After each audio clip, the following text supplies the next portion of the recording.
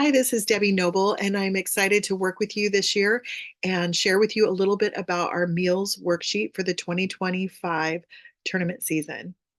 The goal of the worksheet is just to help make the role of tournament meals coordinator simple and seamless. I'd like to start with our first tab.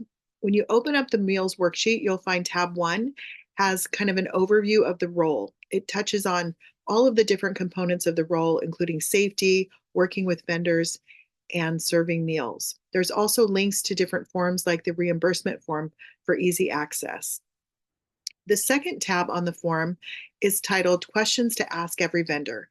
And these are just a list of questions we brainstormed to try to help you remember everything to ask the vendor when you connect with them to make sure that there's not any forgotten fees or any forgotten details as you work with each vendor. Our third tab is the Meal Team Vendor Tracking Document. And this document is used as a resource for future tournaments. It allows us to know the average pricing that different vendors and businesses charge. And so it's something we can go back to look at when we consider different vendors for different tournaments.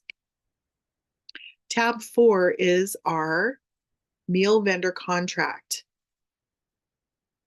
We want our meals coordinators to ensure they receive a vendor contract from every vendor, which is basically a written contract that details exactly what we're buying and the exact price that's agreed upon.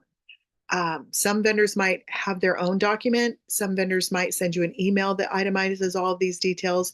But if you need a document to work with a vendor, this is something you could print off and provide to the vendor as a contract for that for services. Our fifth tab is our actual meals worksheet, and this is the form that meals coordinators complete, and then our regional meals and hospitality coordinator will use this form to input the information into our system that will then allow our affiliates to purchase meals. It's really important that this document is as precise as possible and includes all the necessary information. You'll want to make sure that you include everything from delivery fees, taxes, tips.